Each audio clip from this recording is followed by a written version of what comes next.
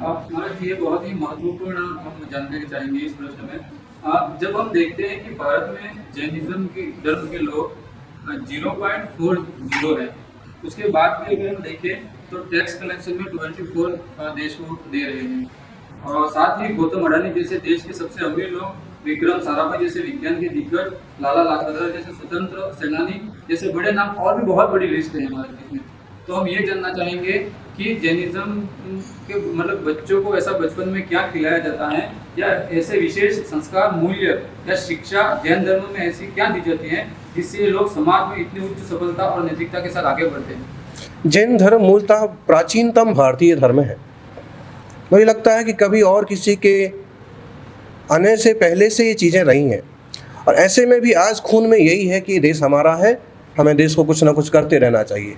संख्या बल घट जाने के कारण से, और संख्या बल घटने के ढेरों कारण हुए, कभी मुग़ल आए, कभी अंग्रेज आए, और उसके पहले कभी हूण आए, उसके पहले कभी और कोई आए, और इस तरह से संख्या बल ये निरंतर घटता गया।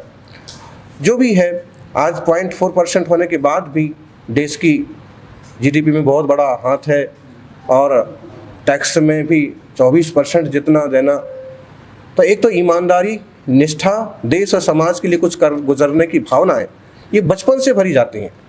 आज भी अगर पाठशालाएं चलती हैं तो उसमें भी यही सिखाया जाता है, धर्म, समाज और राष्ट्र, इसके साथ आप अपना कल्याण करो। इसलिए चाहे गौतम अडानी हो, लाला लाजपत राय स्वयं पंजाबी जैन थे, महात्मा गांधी की माँ खुद भी जैन थी, और ढेर सारे अभी भी सेना में ढेर सारे सैनिक हैं। अभिनंदन वर्धमान जिनका नाम खूब जोर से आया था, वो एक जैन श्रावक है, और जब देश की बात आई तो कहाँ से कहाँ पहुँच गए।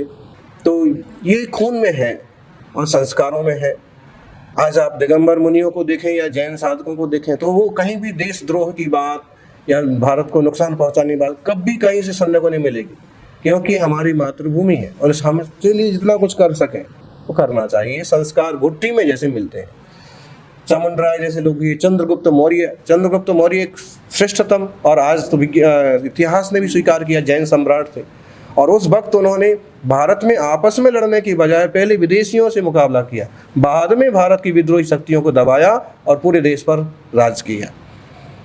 तो ये संस्कार पुरखों से चले आ रहे हैं और चलते रहेंगे, ऐसी उम्मीद है।